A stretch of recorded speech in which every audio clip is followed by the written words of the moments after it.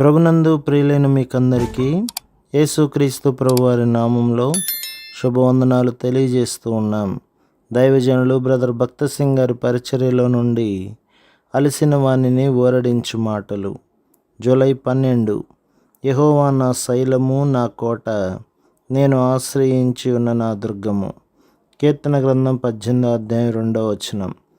4వ ఆశ్రయపురము బేసేరు. బేసేరు అనగా బలము అని అర్థము. మన బలహీనతలో యేసుక్రీస్తు ప్రభువే మన బలము. అనేక పర్యాయములు మనం ఎంతో బలహీనముగా, నిరుత్సాహముగా నగుదుము.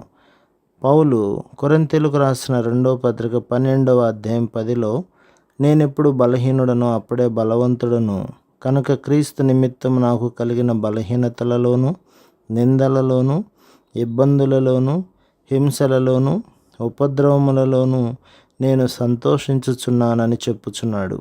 శోధనల యందు, శ్రమల యందు, మన బలహీనతలో దేవుడు వాటిని జయించుటకు అధికమైన శక్తిని మనకు అనుగ్రహించును. వ్యక్తిగతముగా యేసుక్రీస్తు ప్రభువే మన బేసేరు.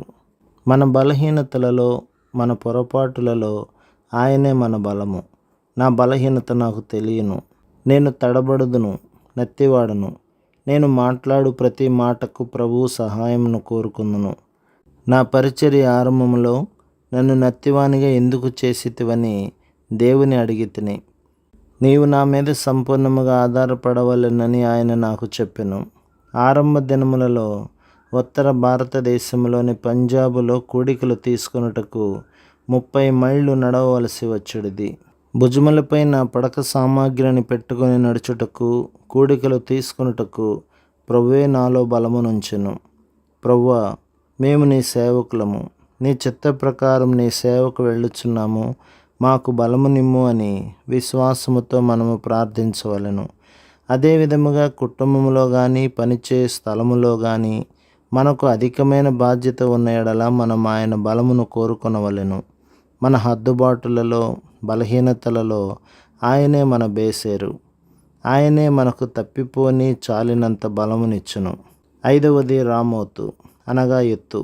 మన ఆత్మీయ జీవితంలో మిక్కిలి ఉన్నతమైన స్థానములోనికి వెళ్ళవలెనని ప్రభువు కోరుచున్నాడు.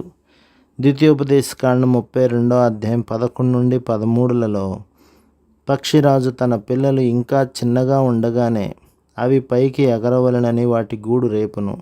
అదే విధముగా ప్రభువు మనము ఆత్మీయముగా ఉన్నత స్థానములోనికి రావాలనని కోరుచున్నాడు.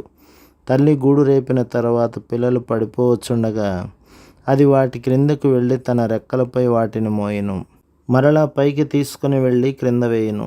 ఆ పిల్లలు తమంతట తాము ఎగురుట నేర్చుకున్న వరకు ఆ తల్లి ఆ విధముగానే చేయుచుండును. అదే రీతిగా దేవుడు మనము కూడా పైకి ఎగురవలెనని కోరుచున్నాడు. అనగా ప్రభువును గూర్చిన లోతైన అనుభవము ద్వారా వెళ్ళవలెనని కోరుచున్నాడు. ఆ ఉద్దేశముతోనే మన ప్రణాళికలన్నింటినీ ఆయన వ్యర్థము చేయును. ప్రభువా, మా పరిస్థితి చూడుము, మా యందు దయ చూపించుము అని మనము ఎడతెగక ప్రార్థించుచుండవలెను. ప్రభువు మన కొరకు ఏర్పరిచిన ఆ శ్రేష్టమైన ఆత్మీయ ఉన్నత స్థానము చేరు వరకు ఆయన మనలను విరగగొట్టుచునే ఉండును. ఆయన ప్రణాళికలోనికి మనలను తెచ్చుటకు మన ప్రణాళికలన్నింటినీ విరగగొట్టుచుండును. అప్పుడే మనం ఆయన వాక్యమునందలి దాగి ఉన్న మర్మములను అనుభవించగలము. మనలను రక్షించుటలో ఆయన ఉన్నతమైన ఉద్దేశమును గ్రహించగలము. యెషయా గ్రంథం 58వ అధ్యాయం 14వ వచనం. మన ఎడల దేవుని కోరిక అదియే. మనం ఆయన చిత్తము చేయుటకు ఎంత ఆనందించుదమో అంత ఉన్నత స్థానములోనికి మనం వెళ్ళగలము. 6వది గోలాను అనగా వృత్తము. గుండ్రము అని అర్థం. వృత్తములో ఆరంభ స్థానము ఉండదు. ప్రతి స్థానము ఆరంభ స్థానముగా, అంతిమ స్థానముగా కూడా ఉండవచ్చును. వృత్తము నిత్యత్వమును సూచించుచున్నది. నిత్యత్వములో ఆది అంతములు కానీ, వెలుగు చీకట్లు కానీ, రాత్రింబగళ్ళు కానీ ఉండవు. అనుదినము దేవుడు మనలను నిత్యత్వము కొరకు సిద్ధపరచుచున్నాడు. పరలోకమునకు అర్హులముగా చేయబడుటకు ఈ భూమి మీద మనము కొన్ని పాఠములు నేర్చుకొనవలెను. ఈ భూమి మీద మనము మంచి తెలివిగల ఉపాధ్యాయులు, వైద్యులు, నర్సులు, ఇంజనీర్లు మొదలగు వారముగా కావాలనని కోరుదుము. ఆయన తన పరలోకపు ఏర్పాటులో మనలను ఉంచుటకే మనలను వెదకి రక్షించెను. మనము పరలోకమునకు వెళ్ళిన తర్వాతనే ఈ భూమి మీద ఆయన మనకు నేర్పించిన పాఠముల విలువను గ్రహించగలము. అందువలననే మనము అన్ని పరిస్థితులలో సంతోషించగలము. రోమాపత్రిక 8వ అధ్యాయం 37-38 వచనాలు. మనకేమి సంభవించినను అది మనలను శక్తివంతమైన సేవకులనుగా చేయుటకు దేవుడు అనుమతించినదే. మన పేదరికము, అనారోగ్యము, శోధనలు, కష్టములు మనలను శక్తివంతమైన పరిచర్య కొరకు సిద్ధపరచును. ఆ విధముగా మనము శోధనలన్నింటినీ జయించగలము.